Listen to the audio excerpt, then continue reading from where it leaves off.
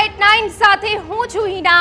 Agenda 89 માં તમામ જે મહત્વના મુદ્દાઓ છે તેને વિસ્તારથી વાત કરીશું, પરંતુ બુલેટિનમાં સૌથી પહેલા વાત કરી છે મહાસંગ્રામ 2024। જી હા, આજે લોકસભા ચૂંટણીની તારીખોની જાહેરાત કરવામાં આવશે।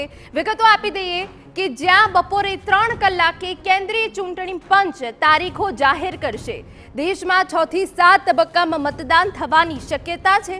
એ સિવાય ગુજરાતની જો વાત કરવામાં આવે તો એક જ તબક્કામાં મતદાન થઈ શકે છે ગુજરાતમાં। 18 થી 20 એપ્રિલ દરમિયાન પ્રથમ તબક્કાનું મતદાન થઈ શકે છે। મે મહિનાના અંતમાં આવી શકે છે લોકસભા ચૂંટણીનું પરિણામ। 2019 લોકસભા ચૂંટણીમાં 7 તબક્કામાં મતદાન થયું હતું। 11 એપ્રિલ 2019 થી 19 મે સુધી મતદાન ચાલ્યું હતું। ગુજરાતી 26 બેઠકો પર 23 એપ્રિલે મતદાન પ્રક્રિયા યોજાઈ હતી। 2019 લોકસભા ચૂંટણીમાં ભાજપે જીતી હતી 303 બેઠકો। એનડીએને મળીને કુલ 353 બેઠકો સાથે ભાજપે સરકાર બનાવી હતી। અને હવે આગળ જો વાત કરવામાં આવે તો 1989 પછી ભાજપ પહેલો પક્ષ હતો જેનો સૌથી વધુ વોટ શેર નોંધાયો હતો। કોંગ્રેસે ગત લોકસભામાં માત્ર 52 બેઠકો જ મળી હતી।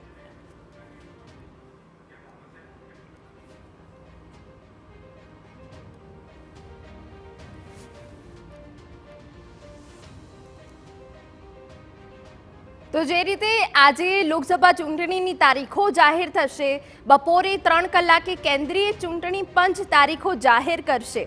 એવી શક્યતા છે કે દેશમાં 6 થી 7 તબક્કામાં મતદાન થવાની શક્યતા છે।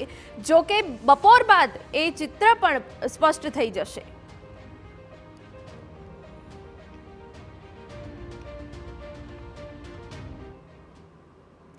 તો 5 થી 7 તબક્કામાં મતદાન થવાની શક્યતા છે। ત્યારે વિસ્તારથી વાત કરવી છે કે આખરે આ ચૂંટણીમાં કયા મહત્વના મુદ્દાઓ રહેવાના છે, એ તમામ વિશે વાત કરી લઈએ।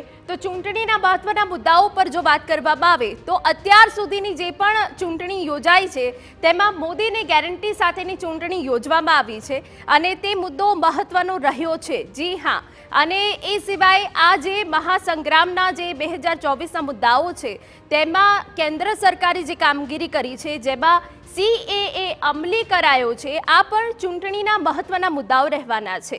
અને એ સિવાય મોદીની જે કૂટનીતિ રહી છે એ પણ આ ચૂંટણીમાં મહત્વનું સાબિત થશે। ચોથો એ સૌથી મહત્વપૂર્ણ રામ મંદિરની પ્રાણ પ્રતિષ્ઠા સમારોહ કે જે ઐતિહાસિક હતો એ મહત્વનો રહેશે। અને દરેક જ્યારે સંબોધનમાં PM મોદી જે જનતા હોય છે તેને પરિવારનું સંબોધન કરે છે, એ મોદીના પરિવારનો મુદ્દો પણ સૌથી મહત્વપૂર્ણ રહેશે। જાતિગત વસ્તી ગણતરીનો મુદ્દો પણ આ ચૂંટણીમાં મહત્વનું રહેવાનું છે। અને એ સિવાય 2047ના વિઝનની જે વાત કરવામાં આવી રહી છે વિકસિત ભારતની, તેના ઉપર પણ સૌથી મહત્વપૂર્ણ બની જશે। 2019ની જો ચૂંટણીનું પરિણામ જોઈએ તો બીજેપીના ફાળે 233 બેઠકો ગઈ હતી, કોંગ્રેસના ફાળે 32, અને એ સિવાય જે અન્ય છે તેમાં 136 બેઠકો ગ્રામીણ ભારતની આજે વાત કરી રહ્યા છે। અને એ સિવાય જો 2019ની ચૂંટણીના પરિણામ ઉપર જોવા જઈએ તો બીજેપીને 303 બેઠકો ઉપર વિજય મળ્યો હતો, જ્યારે કોંગ્રેસના ફાળે 52 બેઠકો ગઈ હતી। હવે કોંગ્રેસ માટે સૌથી મજબૂત એટલે કે 17 બેઠકો એવી છે જે સૌથી વધારે મજબૂત છે। એમાં 2009માં પણ જીત મળી હતી, 2014માં પણ જીત મળી હતી અને 2019 માં પણ જીત મળી હતી। અને એ સિવાય સૌથી જે નબળી બેઠકો છે એ બેઠકો 309 છે કે જેમાં 2009, 2014 અને 2019માં હાર મળી હતી।